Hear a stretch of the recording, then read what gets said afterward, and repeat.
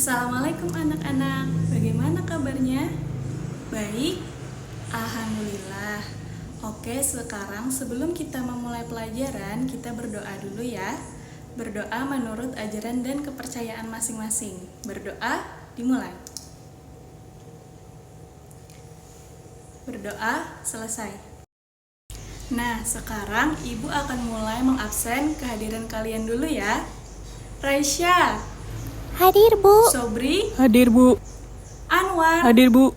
Aminah, Ada, Bu. Syaiful, Ada. Adelia. Hadir, Bu. Oke, hadir semua ya, alhamdulillah. Kemarin pensil, penggaris, dan buku gambarnya sudah disiapkan untuk membuat diagram? Sudah, bagus. Nah, jadi Ibu ingin sedikit mengulang pembelajaran kita yang terdahulu. Kemarin kita sudah ada mengenal 3 macam diagram. Yang pertama diagram garis, yang kedua diagram batang, yang ketiga diagram lingkaran. Nah, dari 3 itu kemarin kita akan mempelajari diagram batang dan diagram lingkaran. Nah, jadi tujuan pembelajaran kali ini melalui model pembelajaran problem based learning dengan media diagram berbasis IT, siswa mampu memecahkan masalah yang berkaitan dengan perhitungan data yang tertera di diagram batang dengan tepat, serta dapat membuat diagram batang berdasarkan narasi yang tersedia dengan tepat. Sekarang simak dulu pembelajaran berikut ini ya. Nah, di sini disediakan sebuah masalah tentang data nilai ulangan. Jadi kita menjawabnya menggunakan tabel. Ada nilai dan ada jumlah. Nilai 5 itu bisa dilihat dari data ada 1 orang. Maka akan kita tulis 1 orang. Kemudian nilai yang mempunyai 6 itu ada 2 orang. Maka pada jumlah kita akan tulis 2 orang. Kemudian nilai 7 itu ada 3 orang. Maka kita akan tulis 3 orang. Selanjutnya, kita akan perhatikan siswa yang mendapat nilai 8 dan nilai 9. 8 ada 3 orang dan 9 ada 1 orang. Lalu cara membuat diagram batangnya ialah sebagai berikut. Tolong perhatikan ya. Yang pertama itu adalah kita gambar garis horizontal. Kemudian kita gambar garis vertikal.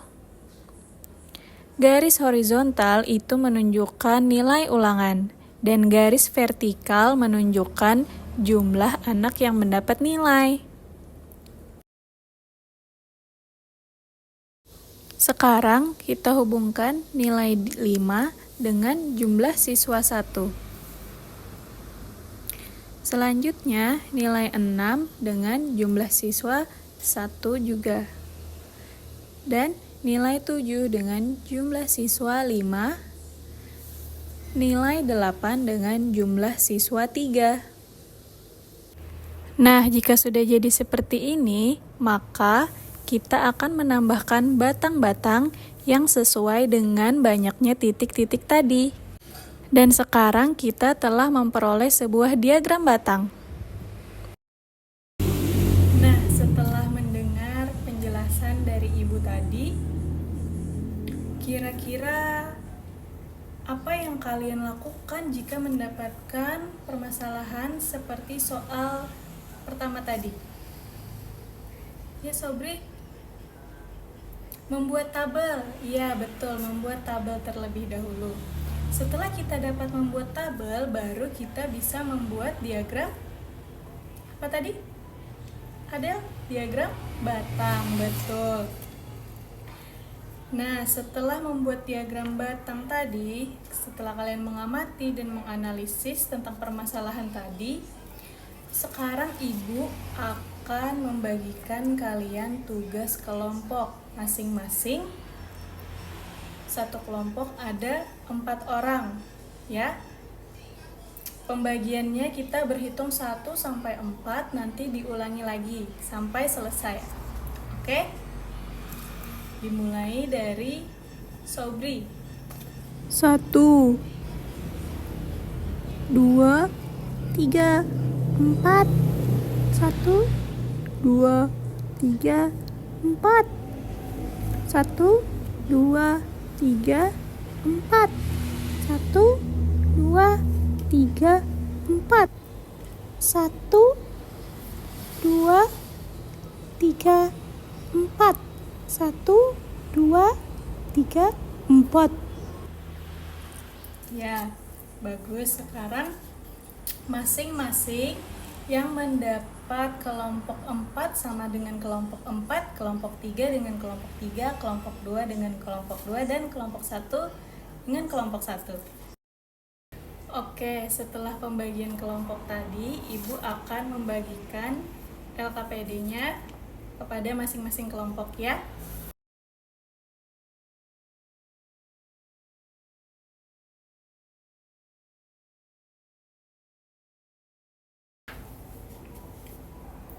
Baik, sudah mendapat masing-masing satu LKPD, masing-masing kelompok. Nah, jadi pada LKPD tersebut, langkah yang pertama adalah harus memperhatikan masalah yang ada di LKPD tersebut, lalu bacalah dengan teliti. Yang langkah kedua, diskusikan dengan kelompokmu untuk memecahkan masalah tersebut. Langkah ketiga, buatlah tabel dari data tersebut. Lalu yang keempat, sajikan data tersebut tadi ke dalam diagram batang. Paham anak-anak? Nah, jadi ini ada sebuah masalah, kalian baca dengan betul-betul, lalu nanti kalian diminta menjawab. Nah, jadi kalian di sini ada penyelesaian masalahnya, diminta mengidentifikasi jumlah anak yang gemar membaca berapa, jumlah anak yang gemar sepak bola berapa, jumlah anak yang gemar berenang berapa, dan jumlah anak yang gemar mewarnai. Lalu baru nanti kalian bisa membuat penyelesaiannya dalam bentuk tabel. Nah, setelah dibuat dalam bentuk tabel, baru kalian bisa membuat dalam bentuk diagram batang ya anak-anak. Oke, tadi kalian sudah selesai mengerjakan tugas kelompoknya masing-masing kan? Nah, sekarang Ibu bertanya kepada kelompok 1. Kelompok 1, jadi yang kalian dapatkan jumlah anak yang suka membaca ada berapa orang? Ada 4 siswa, betul. Kelompok 2, jumlah anak yang suka sepak bola ada berapa? Ada 8 orang, betul. Kelompok 3, jumlah anak yang suka berenang ada berapa? Ada 20 siswa. Kelompok 4, jumlah anak yang suka mewarnai ada berapa?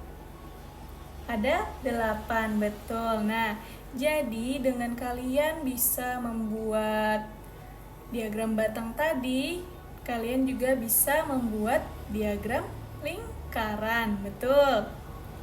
Nah, jadi jumlah anak yang paling banyak suka apa? Ya, betul, ada 20 siswa yang suka berenang, betul. Oke, sudah bagus ya kegiatan kita pada hari ini. Sekarang, kira-kira apakah ada yang masih belum paham mengenai materi penyajian data ini? Sudah paham semua? Alhamdulillah. Nah, baik, sekarang kesimpulannya kita pada hari ini ialah, coba Sobri, apa kesimpulannya?